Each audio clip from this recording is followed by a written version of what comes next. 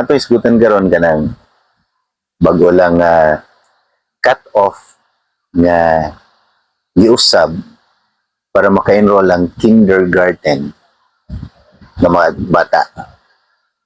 So ato sa isgutan na sa una. Sa una wala pa kinder and DepEd. Grade 1 ra diretso. O sa una pag yun sa among time, kinalan 7 years old ka aron maka grade 1. Meaning, iguman nimo og grade 1, posible 8 years old na ka. Oh, mao na pinaka-kuan. Isod ka grade 1, nihuman ka 8 years old. Meaning kung grade 6 ka, natong panahon na, 12 years old ka pa grade 6, dayon mahuman ka o grade 6, mga 13 years old na ka. Inig 4th year high school, wa pa may grade 9, grade 10 sa una. 4th year high school pa man. Kasagaran sa mo graduate og high school sa una, 17 years old. Mao nang dili pa makatrabaho dayon. Mao nang sa una, ang requirements sa mga trabahoan kay college level. Dili to tungod kay kinahanglan mo college. Tungod na kay pag-graduate mo high school, di pa ka pwede dawaton sa trabahoan kay dili pa ka 18 years old.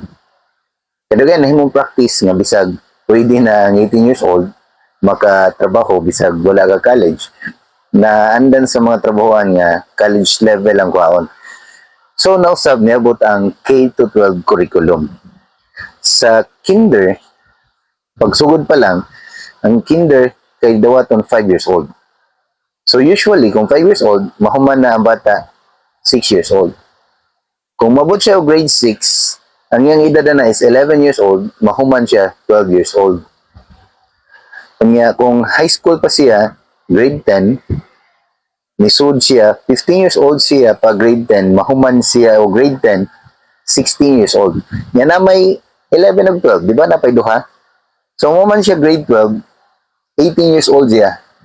Kay 17 siya na grade 12, mahuman siya grade 12, 18 years old. Mao nang ini-graduate o grade 12, pwede na makatrabaho.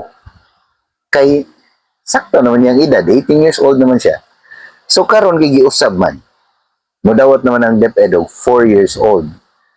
Inig June, 4 years old ba siya? Kay pwede man siya, ari na siya sa October mag 5 or November or December, basta na siya ECCD checklist. Meaning, mahuman siya og kinder, 5 years old siya. Mo grade 1 siya, nga 5 years old, mahuman siya 6 years old siya. Ini grade 6 niya, 10 years old siya pag-enroll. Mahuman siya 11 years old. Bata pa no? Dayon, mag-grade 10 siya og 14 years old, mahuman siya og grade 10, 15 years old siya. So kung grade 12, 16 years old siya ni enroll, mahuman siya og grade 12, 17 yang edad. Di pa siya madawat sa trabahoan. Basi mo balik na po ni na kinalang college level sa usa pa makatrabaho. Kay giisbog man nila ang cut-off nga age sa kinder. Ambot lang kung nakitaan ba ka nino sa nag-usab ani or mao gyud plano nila nga para mo college yun ang mga graduates. Ikaw, unsa inyo kasultihan eh?